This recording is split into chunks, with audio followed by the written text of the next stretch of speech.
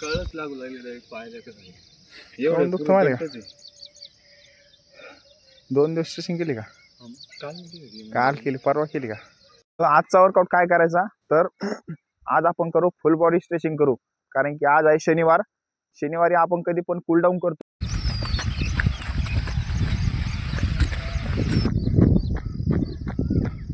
सगळ्यात मेन गोष्ट आहे पाणी. सगळ्यात मेन गोष्ट प्यायचं पाणी. कमीत कमी 3 ते 4 लिटर पाणी पर डे पिणं लागतं, तेव्हा तुमची काय आहे बॉडी डिहायड्रेशन होत नाही.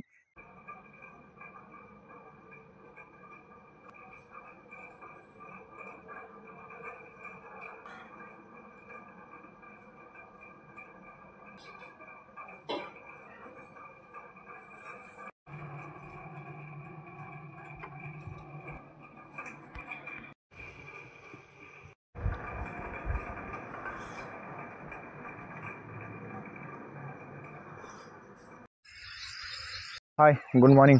आज आहे आपला 365 दिवस चॅलेंजचा 198 दिवस आहे. हे आता मच्छर लईच झाले, मच्छर म्हणजे किडे लई झाले पावसामुळं. ही गाडी येताना पण एवढे किडे लागायले, गॉगल घालणं लागेल आपल्याला काहीतरी आता, कारण डोळ्यात चालले येताना. तर चला पलीकडे जाऊ आता.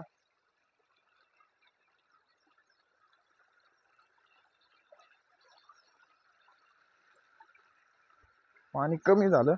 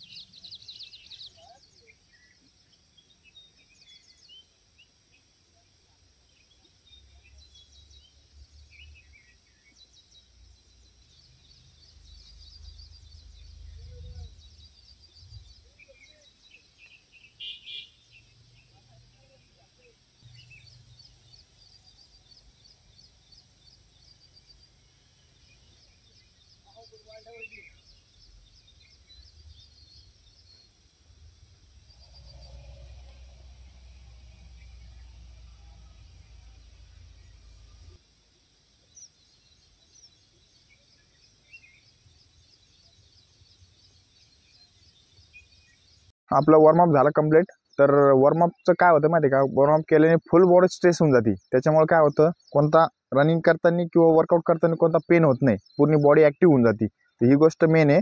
वॉर्मअपचं हेच कारण आहे, पूर्ण बॉडी ॲक्टिव्ह होण्यासाठी फुल पहिले वॉर्मअप करणं जरुरी आहे. तर चला वॉर्मअप झाला, आता जॉगिंगकडे जाऊ. आता दोरी काऊन नाही आणली? दोरी काऊन नाही आणली? दोरी आणल्याशिवाय यायचंच नाही भाई तुला. उद्या ना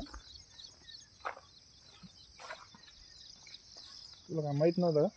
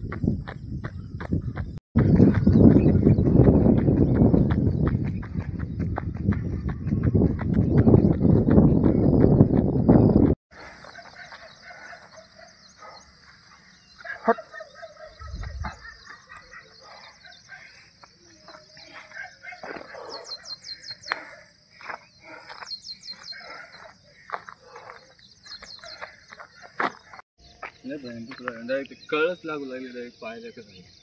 काहून दुखतं माहिती का? घट्टच आहे. 2 दिवस स्ट्रेचिंग केली का? काल केली. काल केली, परवा केली का? ते आधीपासून दुखू लागलं. आधीपासून नाही, स्ट्रेचिंग करणं लागते. आपण दररोज सांगतो आणि यूज करीत नाही बघा. स्ट्रेचिंग सगळ्यात मेन गोष्ट आहे. आताच नाही, काल केली म्हणून दुखत नाही. तू 4-5 दिवसापूर्वी गेली नसेल ना तर दुखत नाही बघा. आपले 3 किलोमीटर जॉगिंग कंप्लीट झाली. 3-3.5 किलोमीटर. तर जायच्या टायमाला एकदम स्लो घ्यायचे, यायच्या टायमाला पण स्लो आलो आपण. पण तो म्हणलो ना लफडा आला.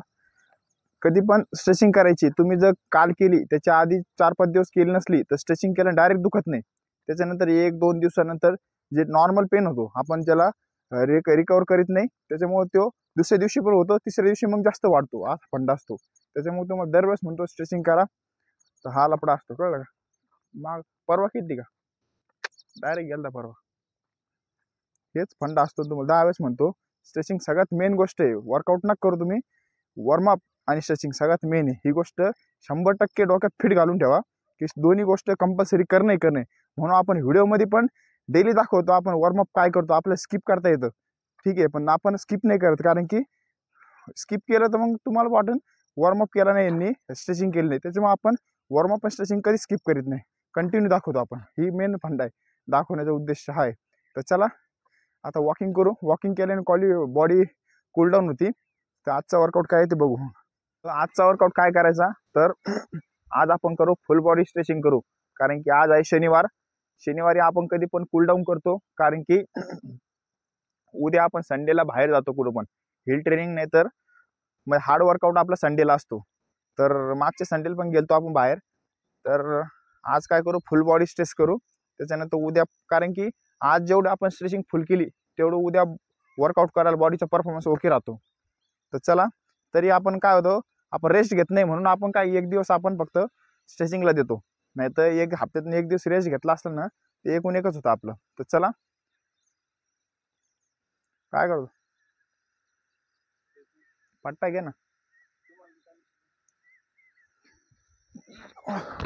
तर चला, नाही मग रेग्युलरचा वर्कआउट करणं लागेल ना भैया. असं नाही की स्ट्रेचिंग आहे आपली म्हणून बाकीचं 2 रेग्युलरचं वर्कआउट स्किप करायचा, ते नाही करता येत. कारण की ते आपले परमनंट आहे. वर्कआउट करू ना करू, हे 3 वर्कआउट आपले दिलेले ते कंटिन्यू करणे आपल्याला. तर चला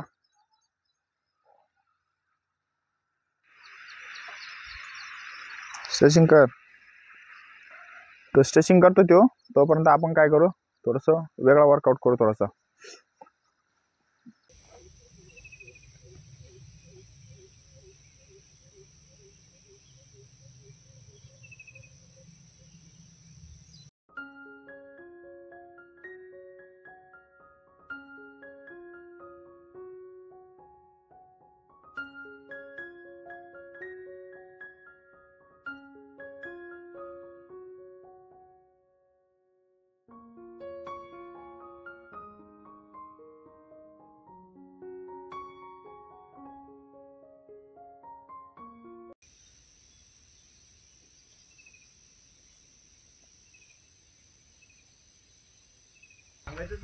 तुमच्या कंपनीचा प्रॉब्लेम माहिती तुम्हाला काय काय प्रॉब्लेम आहे? उठ, पहिले उठ. टॉप क्लास टाइमपास यार तू.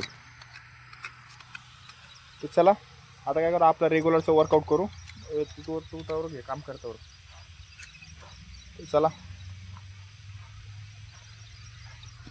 मग काल कसे का आपले आपले काल काप कपडा वाढवा.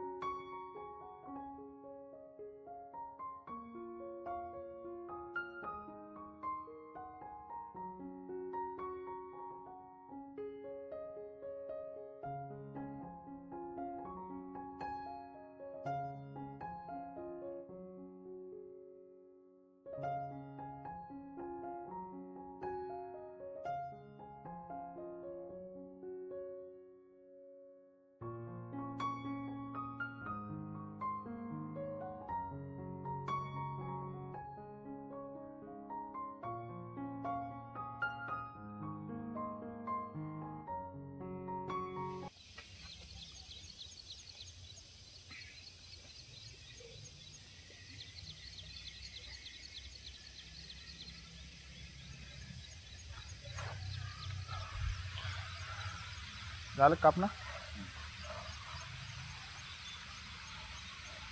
जाऊ ना. उद्या 5ला फोन कर. चालेल. 5ला हा. तो चला. तो चाल ना. इकडे इकडे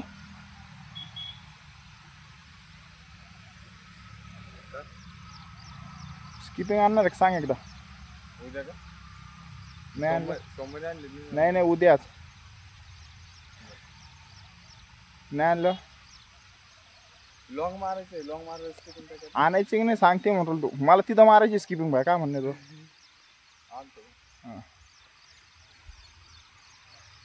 तर चला आपलं डिप्स झाले कंप्लीट. आता ॲप्स मारू आपण.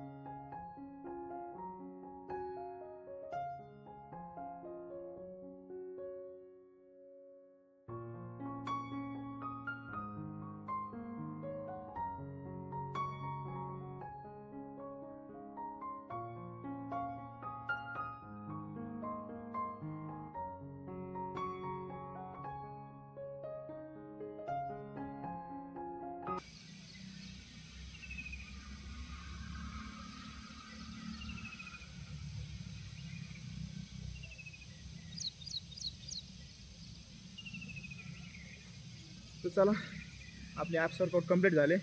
तर आता सगळ्यात मेन वर्कआउट आहे आपला. तर आज फुल बॉडी स्ट्रेच करणार आहे आपण. तर कशी करायची स्ट्रेचिंग तर आपण पहिल्या पण सांगणार आहे. तर चला स्ट्रेचिंगकडे बघू. तुम्ही वर्कआउट करत असला किंवा नॉर्मल जर तुम्ही एक्सरसाइज करत असले किंवा जिम करत असले ना तर सगळ्यात मेन गोष्ट आहे पाणी. सगळ्यात मेन गोष्ट प्यायचं. पाणी कमीत कमी 3 ते 4 लिटर पाणी पर डे पिणं लागतं. तेव्हा तुमची काय आहे बॉडी डिहायड्रेशन होत नाही आणि वर्कआउट करायला तुम्हाला का हे होत नाही, प्रॉब्लेम येत नाही. कारण की आपण आता शेड्यूल कसं आपला पहिले पाणी पित नव्हतं आपण एवढं.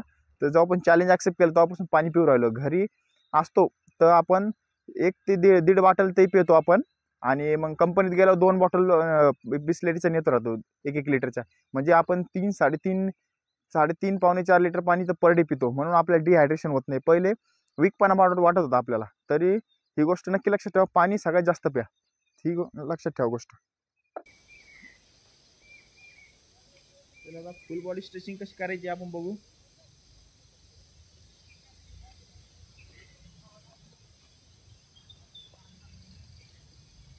पाय स्ट्रेच करतो आपण.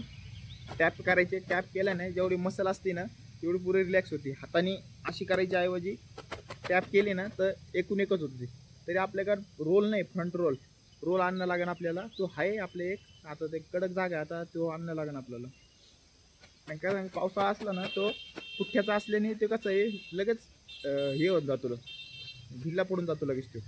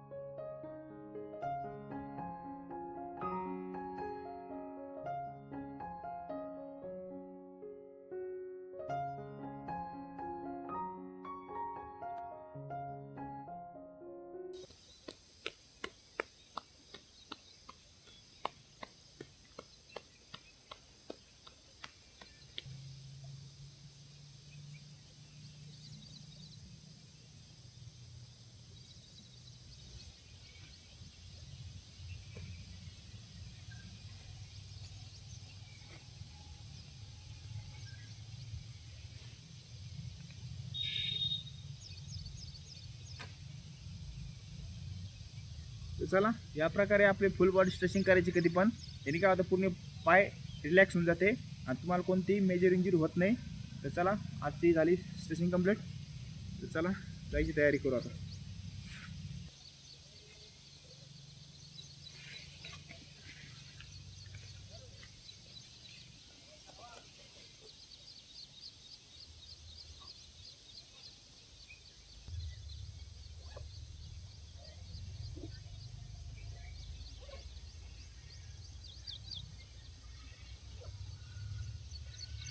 तर चला आजचा वर्कआउट झाला कंप्लीट. भेटू नेक्स्ट व्हिडिओला. बाय.